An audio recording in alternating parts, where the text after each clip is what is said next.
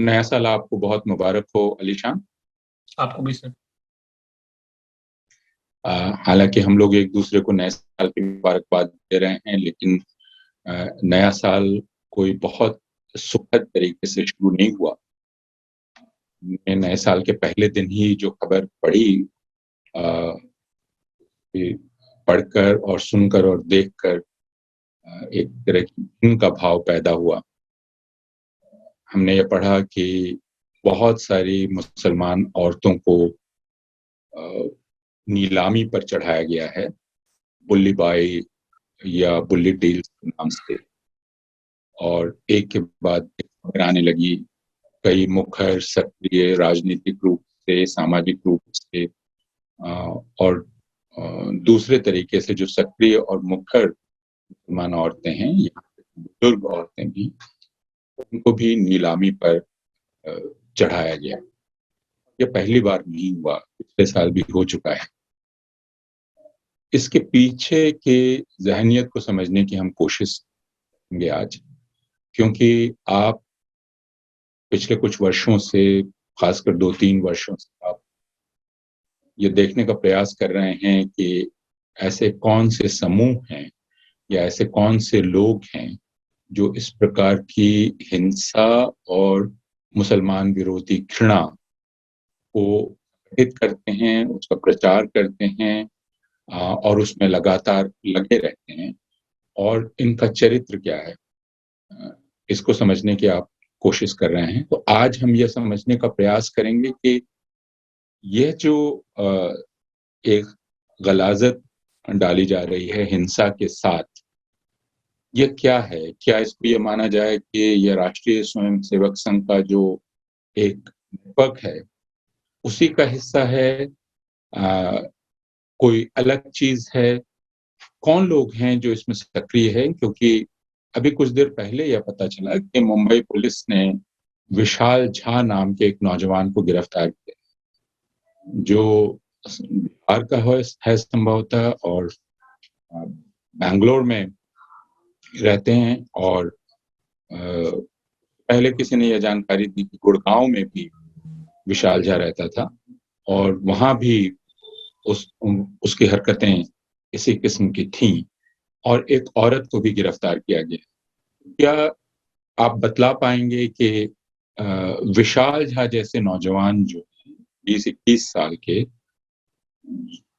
जो इस तरह की घिनौनी गलीज हरकतों में लिप्त,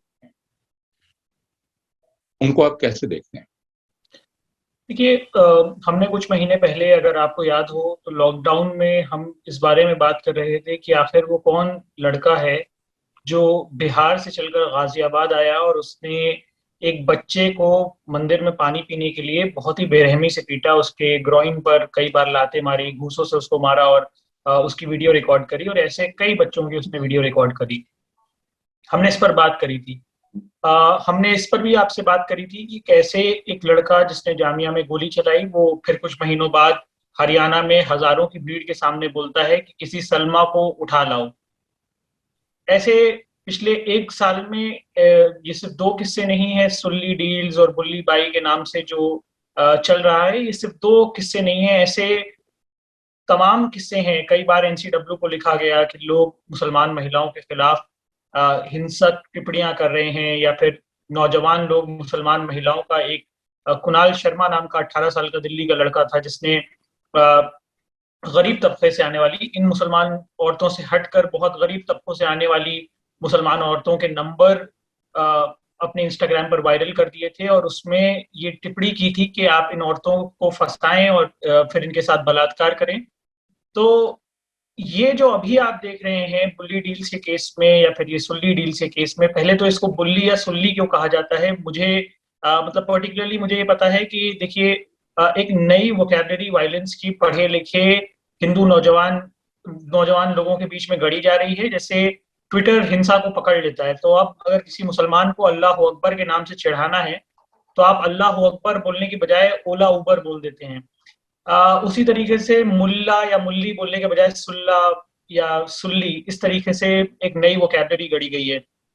गौरतलब बात यह है कि ये क्या इसलिए भी है कि ये उसको और ज़्यादा आप कहें डिह्यूमनाइज़ करने के लिए है, पहले के मुकाबले और ज़्यादा हीन साबित करने के लिए, और ज़्यादा नहीं, बेइज़्ज़त करने के इसमें लिए? इसमें एक मज़ाक का एंगल भी है और दूसरा ये भी कि ट्विटर इसको समझ नहीं पाता है। ट्विटर आप ओला, उबर लिख रहे हैं, तो ट्विटर को ये नहीं पता है कि आप क्या बोलना चाह रहे हैं। जैसे मुसलमानों को कठुआ बोलने के लिए पोटेशियम ऑक्साइड बोलते हैं, K2O। तो आप उससे अंदाज़ा लगा सकते हैं कि उसमें क्रिएटिविटी भी बहुत है, हिंसा में, वोकैब्युलरी में बहुत ज़्यादा एक नयापन है। लेकिन इसके साथ-साथ ही मैं जिस चीज़ पर आपसे बात करना चाह रहा था, वो ये है कि आप जो पुराने आपने हरियाणा में केसेस देखे या फिर तमाम लोगों ने जो नंबर वायरल किए, उनमें और इनमें ये फ़र्क है कि ये नौजवान पढ़े-लिखे, अंग्रेज़ी बोलने वाले, आर्टिकुलेट सवर्ण हिंदू बच्चे हैं। और ये रोज़ाना दलितों के खिलाफ हिंसा की बात, उनके खिलाफ अभद्र अश्लील टिप्पणियाँ अपने टेलीग्राम, अपने इंस्टाग्राम नेटवर्क्स में करते हैं और रोज़ाना मुसलमानों के खिलाफ हिंसा को उकसाते हैं या फिर हिंसा को किसी न किसी तरीके से किसी न किसी तरीके से हिंसा को फैलाते हैं। तो आप अगर देखें तो एक नया जो बीजेपी से भी इतना ज़्यादा बहुत डिसएन्चेंटेड फ़ील करता है, उसे बीजेपी पसंद नहीं है, नरेंद्र मोदी पसंद नहीं है क्योंकि उनको लगता है कि बीजेपी हिंदुओं को कायर के रूप में प्रस्तुत कर रही है। बीजेपी जबकि हिंदुओं का अब जो काम है उनके हिसाब से इसको ट्रैड बोलते हैं। इनकी वोकैब्युलरी है कि इसमें उसको ट्रैड बोला जाता है और दूसरे जो बीजेपी को के कोर सपोर्टर बेस है उसको ये रायता बोलते हैं। तो इनका कहना है कि ट्रायड और रायता को आप थोड़ा खोल कर समझाइएगा। ये ट्रैड बेसिकली ट्रेडिशनलिस्ट हिंदू जो एक आप कह सकते हैं जो मनुस्मृति के हिसाब से एक सोसाइटी चाहते हैं, जो आरएसएस जिस तरीके की सोसाइटी बनाना चाहता है उसमें उनको लगता है कि जो हिंदू अपर कास्ट हैं उनके इंटरेस्ट को पीछे कर दिया जाएगा, ये उनका मानना है। और ये एक पढ़े लिखे नौजवान हिंदुओं के बड़े सेक्शन की सोच बनती जा रही है, खासतौर पर सोशल मीडिया पर उनके हजारों हजार फॉलोअर्स हैं जिनका काम ये है कि वो मुसलमान औरतों का, दलित औरतों का की तस्वीरें लेंगे, उन पर अभद्र अश्लील टिप्पणियां करेंगे। आप उनके टेलीग्राम नेटवर्क्स देखिएगा तो उसमें किसी मुसलमान का अगर सर कटा हुआ है तो उसके सर को डालेंगे और बोलेंगे कि आज का फुटबॉल मैच आपने देखा। मतलब इस तरीके से इतना ज्यादा डिह्यूमनाइज्ड लैंग्वेज यूज करेंगे कि जो बीजेपी के ट्रेडिशनल सपोर्टर्स ये मतलब ट्रेडिशनल सपोर्टर्स बीजेपी के जो है वो रायता हैं और ये जो ट्रैड्स हैं वो मानते हैं कि हम एक्चुअल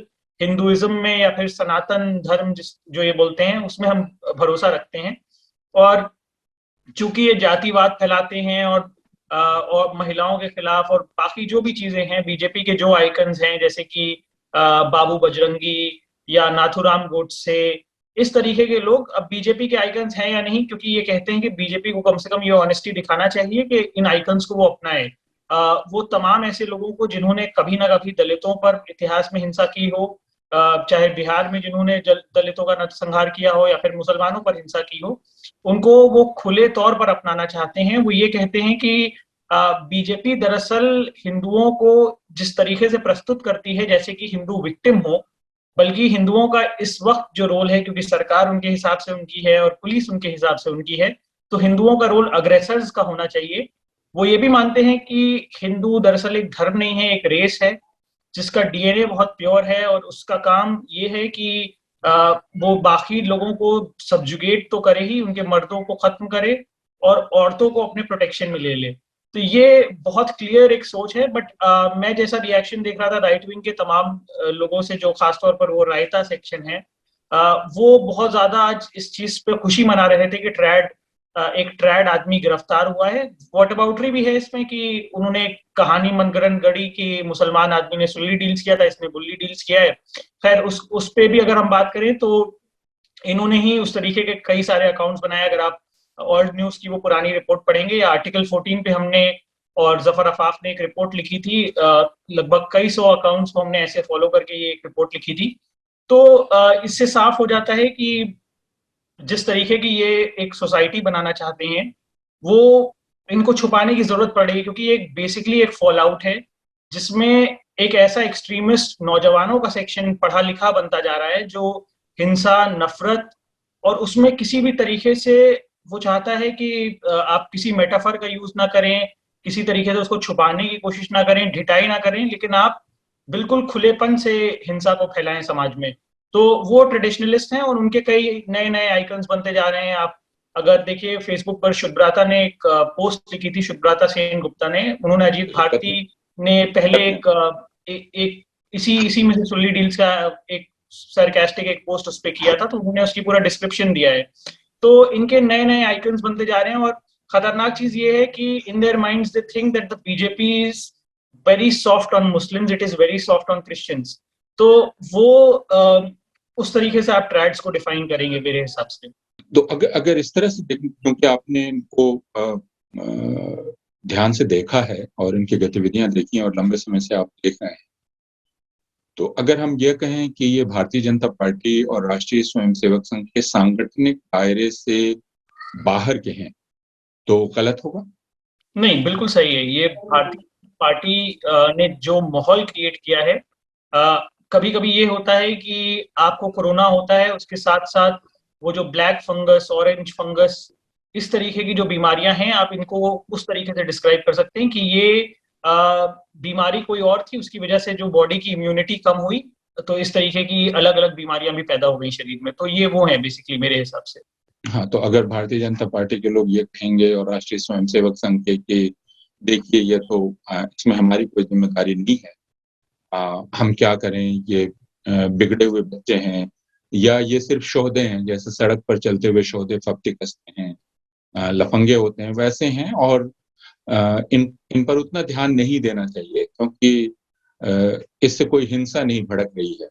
और पुलिस का भी यही नजरिया होगा, क्योंकि पिछले साल जब इसी तरह की चीज हुई, जैसे सुल्ली डील कहा, इन लोगों ने कहा, तो दिल्ली पुलिस ने कोई हरकत नहीं दिखलाई, कोई सक्रियता नहीं दिखलाई, बल्कि उसने इसको मान लिया कि जैसे किसी ने फप्ती कसी हो वैसी चीज है। हालांकि फप्ती कसना भी अपराध ही है, किसी को अपमान करना।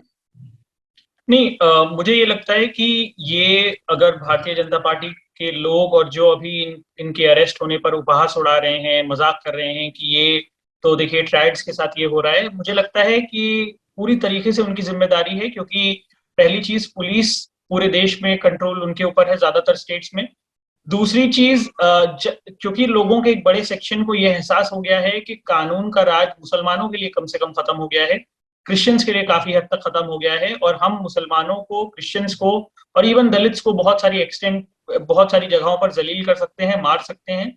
तो उनके अंदर जो ये एहसास पैदा हुआ है वो इसी वजह से है कि रूल ऑफ लॉ ने अपना काम, रूल ऑफ लॉ खत्म हो गया है हिंदुस्तान में एक बड़े सेक्शन ऑफ सोसाइटी के लिए। दूसरी चीज ये कि ये लोग पैदा ही ना होते, ये लोग ये काम जो आज ये खुले तौर पर कर रहे हैं वो ना कर रहे होते, अगर लगातार समाज में हर दिन एक इंजेक्शन दिया जाता है जिसमें बोला जाता है कि किसी को कपड़ों से पहचान लो, कोई बोल रहा होता है ठोक दो, कोई नरसिंहानंद जैसा आदमी आकर फिर नरसंहार की बात करता है, तो आप जब समाज का सोचने का नजरिया वही कर देते हैं, उसी तरीके से वो हर चीज को देख रहा होता है, वो जो टीवी चैनल देख रहा है उस पर वो चीज आ रही है, व्हाट्सएप देख रहा है, तो अल्टीमेटली जो नेक्स्ट जनरेशन होगी, जो रेडिकलाइज लोग हैं उनकी, ये नहीं है कि वो बेहतर हो जाएगी। और जिनको ये मुगालता रहता है कि ये सिर्फ चुनाव तक रह जाएगा, जो बहुत सारे हमारे दोस्त ये बात कहते हैं कि ये चुनाव तक है, तो ये चुनाव के बाद के जो परिणाम है वो हैं ये लोग दरअसल। हाँ, तो मैं इसको इस तरह से समझने की कोशिश कर रहा था अलीशान, कि हिंसा एक चीज है, यानी किसी को मार डालना, लेकिन हिंसा के साथ अगर आप एक तरह की विकृति डाल देते हैं और उसमें भी यौन विकृति डालते हैं, यौन विकृति का आनंद आप प्रदान करते हैं, तो हिंसा में आप बहुत सारे लोगों को शामिल कर सकते हैं, जो निष्क्रिय रूप में भी उसमें शामिल होंगे, यानी सक्रिय हिंसा नहीं कर रहे होंगे, लेकिन इस तरह से आनंद लेकर वो उस हिंसा में शामिल हो रहे होंगे। दूसरे ये कि आप जो कह रहे हैं उससे मैं ये समझ रहा हूँ कि आपने कोरोना और कोरोना के साथ होने वाली दूसरी बीमारियों का जिक्र या विकृतियों का जिक्र, विकृतियों का, मैं ऐसे इस तरह से अगर देखूं कि राष्ट्रीय स्वयंसेवक संघ का एक पर्यावरण है और उस पर्यावरण में बहुत तरह तरह की वनस्पतियां, पेड़ पौधे उगते रहते हैं और उनको संरक्षण प्राप्त है, क्योंकि उनको पता है कि इसमें पोषण मिल रहा है, इसमें वो जिंदा रह सकते हैं, इससे उनको नुकसान नहीं होगा, तो दोनों में कोई विरोध भाव नहीं है। नहीं, क्या ये कहना ठीक होगा? दोनों में विरोध तो है। दोनों में विरोध इस बात का है कि आरएसएस से जुड़े जो मेन स्ट्रीम लोग हैं वो अल्टीमेटली एक जगह पे उनका एजेंडा जो है कन्वर्जेंस है उसमें, लेकिन आप ये नहीं कह सकते हैं। वो ये कह रहा है कि आप कम से कम मैं इस मायने में कहूंगा कि जो ट्रैड्स हैं वो ऑनेस्ट हैं। वो कह रहे हैं कि आप ये छुपा क्यों रहे हैं, जो हम करना चाहते हैं वो खुलकर क्यों नहीं कर सकते हैं? अब तो हमारी सरकार है, हमारा राज है, आप ये चीज करने की हमें खुली इजाजत दें। लेकिन आरएसएस मेरे हिसाब से या फिर उससे बाकी उससे जुड़े हुए लोग ये नहीं समझ पाए हैं क्या समाज में उन्होंने इतनी ज्यादा खाई पैदा कर दी है, या फिर इस लेवल तक लोग पहुंच चुके हैं कि सब लोग तैयार हो जाएंगे अपने बच्चों को इस तरीके के प्रोजेक्ट में शामिल करने के लिए। दूसरी चीज ये भी है कि ये जितने भी लोग हैं, खासतौर पर ट्रैड्स की मैं बात कर रहा हूँ, ये 18 से 25 साल के नौजवान लड़के और लड़कियां हैं जो कि बहुत ही ज्यादा हिंसक बातें कह रहे हैं, लेकिन साथ साथ इनको ये भी है कि ये ऑनलाइन है। विराट विराट कोहली की बेटी को बलात्कार का थ्रेट दे दें या फिर किसी के लिए कुछ भी बेहूदी बात बोल दें, तो इन सबको पता है कि ये ऑनलाइन है, इनको ये डर नहीं रहेगा। लेकिन ये भी जानते हैं कि इनका ये करना सिर्फ ऑनलाइन नहीं रहता है। जो विक्टिम्स हैं वो तो इसकी वजह से डायरेक्टली अफेक्ट होंगे ही। हाँ, मैं ये कह रहा था कि ये बिल्कुल इत्तेफाक की बात है कि आज शाम मैं गुजरात गांधीनगर में एक अध्यापक से बात कर रहा था, और वे 18 साल से 25 साल के बीच के नौजवानों में आ रही तब्दीलियों की चर्चा कर रहे थे, और वो तकरीबन इस तरह की बात बता रहे थे जो आप कह रहे हैं। आप एक ऑनलाइन समुदाय की बात कर रहे हैं जो ऑनलाइन दिखलाई पड़ता है, लेकिन उनका साबका इस जमात से उनकी कक्षाओं में होता है और सड़कों पर होता है। और उनका कहना था कि ये कहीं ज्यादा आक्रामक हैं, और इनमें जो एक नई चीज है वो ये कि ये बहुत ज्यादा जातिवादी हैं और दलित विरोधी हैं। तो आपने शुरू में कहा और मैंने आज ये पढ़ा कि मुसलमान औरतों के साथ दलित औरतों को भी निशाना बनाया गया था। तो ये जो गुजरात के मेरे अध्यापक मित्र बता रहे थे कि यह 18 से 25 साल की उम्र के बीच के नौजवान बहुत आक्रामक, आक्रामकता में भी एक नई चीज है, और खासकर जाति का कोण भी उसमें शामिल हो गया।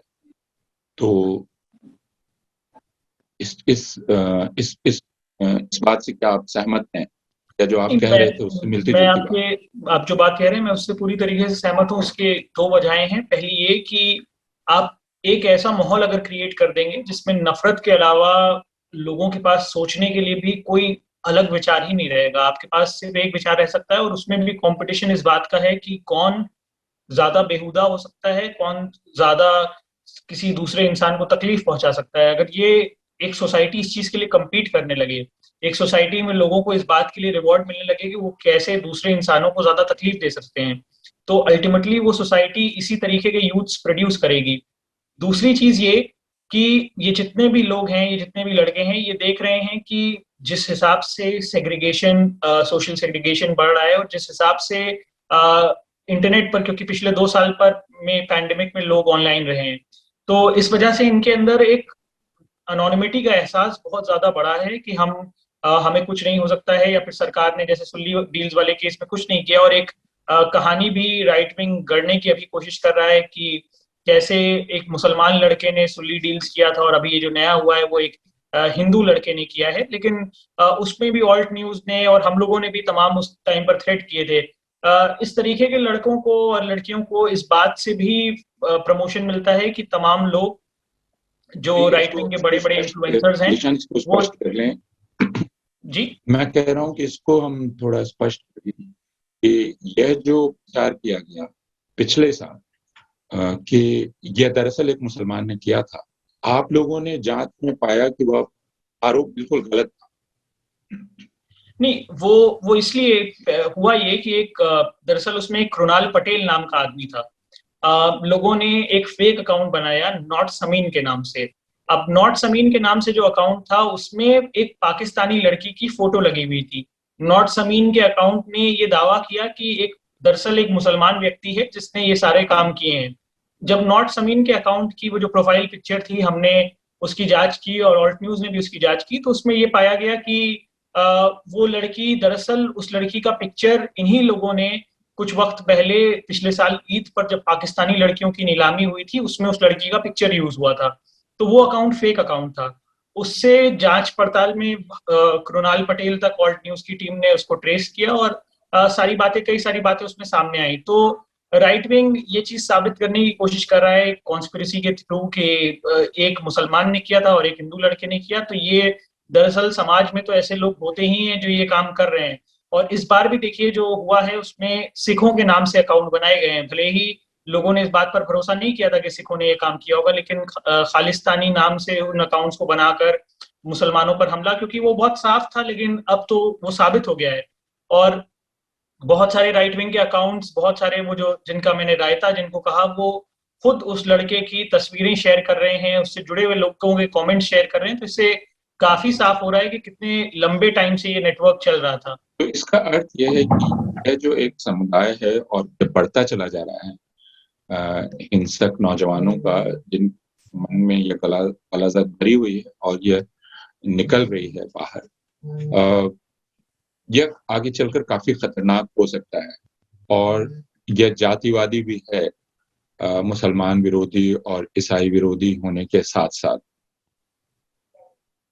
जी, मतलब आगे चलकर ये ऑनलाइन तो नहीं रहेगा, और ये ऑनलाइन अभी भी नहीं है।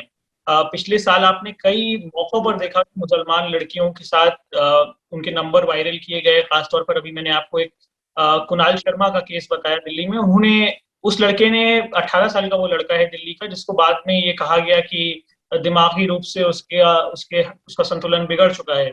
लेकिन उसने एक मुसलमान लड़कियों की तमाम अपने मोहल्ले में और आसपास की कई जगहों पर लिस्ट बना के उनके फोन नंबर्स, उनके एड्रेसेस वायरल किए, इस मैसेज के साथ कि आप जाकर इनके साथ बलात्कार कीजिए। तो इससे ये साफ होता है कि आप तमाम जगहों पर ये चीजें बार बार देख रहे हैं। सपूरा जरगर के लिए एक सुरेश राजपूत नाम के यूट्यूबर ने वीडियो बनाया था जिसमें बहुत ही बेहुदा और बहुत ही वायलेंट बातें कही थी। तो और उसके लाखों में व्यूज थे उस वीडियो के। तो जब आप लगातार हजारों लाखों लोगों को रोज बोल रहे हैं कि एक समाज के एक तबके की औरतों के साथ बलात्कार कर दो, उनके साथ हिंसा करो, उनके शरीर को जिस तरीके से आप हिंसक तरीके से उनको चोट पहुंचा सकते हैं पहुंचाइए, तो जाहिर सी बात है कि वक्त बेवक्त इस तरीके की हिंसा होगी, और हम नहीं जानते हैं कि ये किस रूप में आपको दिखाई देगी आगे। हम्म, तो हम इस घृणा को ही समझने का प्रयास कर रहे थे, और लोग बहुत चौंक गए हैं। और एक और बात जिससे लोग चौंकते हैं और आज दिखाई पड़ रहा है कि काफी हतप्रभ भी हैं कई लोग, एक महिला भी गिरफ्तार की गई है। और लोगों का कहना है कि हम कहाँ पहुंच गए हैं। लेकिन आ, मैं इसमें थोड़ी सी अलग राय रखता मैंने हूँ कि इसको जी किसी महिला के गिरफ्तार होने से लोगों का चौंकना थोड़ा गलत है, क्योंकि दिल्ली दंगों में आप देख रहे थे कि रागिनी तिवारी किस तरीके की बातें कह रही थी। अभी 20 लाख लोगों को कुछ दिन पहले काटने की बात एक अन्नपूर्णा नाम की औरत कह रही थी। उससे पहले आपने इस कॉज में खासतौर पर फीमेल पार्टिसिपेशन हिंदुत्व प्रोजेक्ट में काफी अच्छा है। 1992 में मस्जिद तोड़ने से लेकर तमाम चीजें हैं जिसमें लोगों के नाम आते आप रहे हैं। तो हम मुझे नहीं अब लगता कि हम औरतें किसी भी तरीके से हम कम अब हिंसक उनका हो सकती नाम हैं। लेते नहीं हैं। उमा भारती और साध्वी ऋतंभरा दरअसल वैसी औरतों में पहली पंक्ति में आएंगी जिन्होंने घृणा प्रचार किया। और साध्वी ऋतंभरा के कैसेट तो मुझे याद है लाउड स्पीकर पर बजाए जाते थे, और लाउड स्पीकर सड़क पर लगे रहते थे, जिसमें आग उगली जाती थी और मुसलमानों के खिलाफ हिंसा का प्रचार किया जाता था। उमा भारती और साध्वी ऋतंभरा 80 के दशक के आखिरी वर्षों और 92 तक की जो पीढ़ी थी उसमें है। और फिर आप दुर्गा वाहिनी को नहीं भूल सकते हैं। मुझे ऐसे वीडियोस की याद है। दुर्गा वाहिनी इन्होंने ही, रितंबरा ने, साध्वी रितंबरा ने बनाई थी शायद। जी हाँ, तो दुर्गा वाहिनी है और इस तरह की और भी औरतें हैं। इसलिए इसमें हमें बहुत हैरान नहीं होना चाहिए कि औरतें इसमें शामिल हैं, जो बहुत सारे लोग हो रहे हैं। और क्योंकि ये बहुत संगठित तरीके से औरतों के बीच भी इसका प्रचार चल रहा है। जाहिर सी बात है। और लेकिन इसको अगर मैं थोड़ा पीछे जाकर देखने की कोशिश करूं, कि यह गलाजत या यह विकृति इस तरह से भर रही है, तो आज के प्रधानमंत्री के उन बयानों को नजरअंदाज नहीं किया जा सकता, और भारतीय जनता पार्टी के बहुत सारे लोगों को, जिसमें वो एक तरह से मजाक उड़ाते हुए सोनिया गांधी के बारे में बात करते हैं। मसलन जब सोनिया गांधी को जर्सी गाय कहा जाए, या शशि थरूर की जो थी, उनको 55 करोड़ की गर्लफ्रेंड कहा जाए, तो आज जो गलाजत आपको दिखाई पड़ रही है, यह एक तरह से उसका संस्करण ही था। क्या आप इस बात से सहमत होंगे कि ये चीज सिग्नल दे रही थी कि यह स्वीकार्य है, सार्वजनिक बातचीत में आप इस तरह औरतों के बारे में बात कर सकते हैं, वो भले ही विपक्ष की और सबसे बड़े दल की नेता क्यों ना हो, लेकिन आप उसके बारे में इस तरह अपमानजनक तरीके से बात कर सकते हैं। आप जो कह रहे हैं वो बिल्कुल ठीक है, और आज ही हम लोग इस बारे में शायद बातचीत कर रहे थे कि कैसे वो एक वीडियो जो आया है नरसिंहानंद का, जिसमें वो महिलाओं के बारे में बात कर रहे हैं और उनके जिस्मों को, उनको एक तरीके से बच्चा पैदा करने की मशीन की तरीके से एड्रेस कर रहे हैं और उनकी पूरी ऑटोनॉमी को डिमोलिश कर दे रहे हैं। तो जो क्रासनेस है और इसमें जो बेहूदगी है, चाहे वो जो पूरे लव जिहाद के नाम पर कैंपेन की गई हो, या बेटी बचाओ बहु बेटी बचाओ आंदोलन 2013 में उन्होंने चलाया हो, जो इस वक्त इस देश के गृह मंत्री हैं, तो इसमें जो जो जिस गलाजत की आप बात कर रहे हैं वो वक्त बेवक्त आपको एकदम सामने आकर मुखर रूप से दिख जाती है, लेकिन वो हमेशा मौजूद रहती है किसी न किसी फॉर्म में समाज में। और इसलिए हमें बहुत चौंकना नहीं चाहिए इसमें, और इसमें हमें एकदम साफ कहना चाहिए कि जैसा कि आप कहते भी हैं कि ये एक पूरा सेंटेंस है जिसमें एक शायद एक का एडजेक्टिव दूसरे के मेटाफर से ज्यादा हमें भयानक लगे या फिर हमें विचलित कर दे। हाँ, और इसीलिए जब लोग ये कहते हैं कि यह सिर्फ मुसलमान औरतों तक नहीं रुकेगा, आप तक भी आएगा, और आपने नरसिंहानंद के उस वीडियो की चर्चा की जिसमें वे औरतें भी बैठी हुई हैं और ताली बज रही है जब वे कह रहे हैं कि सिर्फ एक बच्चा पैदा करने वाली नागिन होती है, और एक बच्चा पैदा करने वाला माँ-बाप राक्षस होता है, और उसे एक से ज़्यादा बच्चा पैदा करने चाहिए, तो हँसी उठती है और तालियाँ बजती हैं। तो कुछ लोगों को ये उम्मीद थी कि जब यह हमला हिंदू औरतों पर होने लगेगा तो कुछ कार्रवाई होगी। मुझे ये बहुत दिलचस्प लगा कि भारतीय जनता पार्टी की अ महिला नेताओं पर भी अश्लील टिप्पणियाँ की गईं और हिंदू औरतों पर भी लगातार अश्लील टिप्पणियाँ हो रही हैं, लेकिन एक खामोशी है। तो क्या इसका मतलब ये है कि ये एक तरह का ट्रेड ऑफ है? यानी मुसलमानों के खिलाफ हिंसा और गलाज़त को बढ़ाने के लिए अगर ये कीमत देनी पड़े तो कोई ख़ास बात नहीं। नहीं, ये सवाल हिंदू औरतों को खुद से पूछना होगा और हिंदुओं को खुद से पूछना होगा कि क्या वो सिर्फ इस बात से संतुष्ट हैं कि उनके पास ये अधिकार उन्हें मिल गया है कि मुसलमानों को आप गाली दे दें, सुल्ली डील्स, बुल्ली डील्स, या उनके जनसंहार की खुलेआम बात कीजिए, उनके खिलाफ रोज थूक जिहाद, लव जिहाद और तमाम तरह के जिहाद के नाम पर आप हिंसा के वीडियोस देखिए, मीडिया में उनको गाली सुनते हुए देखिए आप। उसके साथ साथ आपके खुद की जो इज्जत, डिग्निटी, आपकी औरतों के बारे में कोई कुछ बोल सके, या फिर कोई भी आपको किसी भी तरीके से जलील कर सके, तो इसका मतलब तो साफ हुआ कि आप आपके बाकी जो अधिकार हैं, आप उन सबको अगर त्याग करने के लिए तैयार हैं सिर्फ इस अधिकार के लिए कि आपको कुछ लोगों को तकलीफ देने का अधिकार मिल सके। तो ये एक नैतिक सवाल है जो समाज से पूछा जाना चाहिए, हिंदुओं से खासतौर पर पूछा जाना चाहिए कि क्या, क्योंकि हो भी यही रहा है। साफ बात है कि इस तरीके से अगर पहले बोला जाता जो मुसलमान औरतों के लिए, क्योंकि इससे ज्यादा बुरी चीजें बोली जा रही हैं, तो हिंदू औरतों के लिए भी कुछ लेवल तक ये चीज नॉर्मलाइज होगी, क्योंकि at the end of the day ये बात तय है कि आप अगर दूसरों के अधिकार छीनना चाहते हैं, उनको पूरी तरीके से वल्नरेबल फील कराना चाहते हैं, तो आपको भी अपने कुछ अधिकार त्यागने होंगे। तो वो कौन से अधिकार होंगे ये हमें वक्त पर, आने वाले वक्त में पता चलते रहेंगे। बहुत शुक्रिया अलीशान, लेकिन हम ये कहना चाहते हैं कि हम इस वजह से इस घृणास्पद हिंसा का विरोध न करें और इसके प्रति सचेत न रहें कि ये एक दिन हमें भी अपनी चपेट में लेगी। अगर हमें अपनी चपेट में न भी ले तो इसका विरोध करना इसलिए ज़रूरी है कि मुसलमान औरतों पर के खिलाफ एक हिंसा है, और किसी भी समुदाय के खिलाफ हिंसा हो तो विरोध करना हमारा कर्तव्य है। डर से नहीं कि वो हम पर भी होगी, हालाँकि उसका तार्किक अंत यही है कि हम भी उसकी चपेट में आएंगे, लेकिन इस वजह से उसका विरोध करने की जरूरत नहीं है। तो जितने भी लोग इस बातचीत को सुन रहे हैं, देख रहे हैं, हम उनसे यही कहना चाहेंगे कि आज से तकरीबन 100 साल पहले चीन के लेखक लू शू ने कहानी लिखी थी, मैडमैन, और उसका आखिरी वाक्य मुझको याद है कि हमने आदमी का गोश्त की आदत डाल ली, अभी हमारे बच्चों को उसकी आदत नहीं पड़ी, हम अपने बच्चों को आदमखोर होने से बचा लें।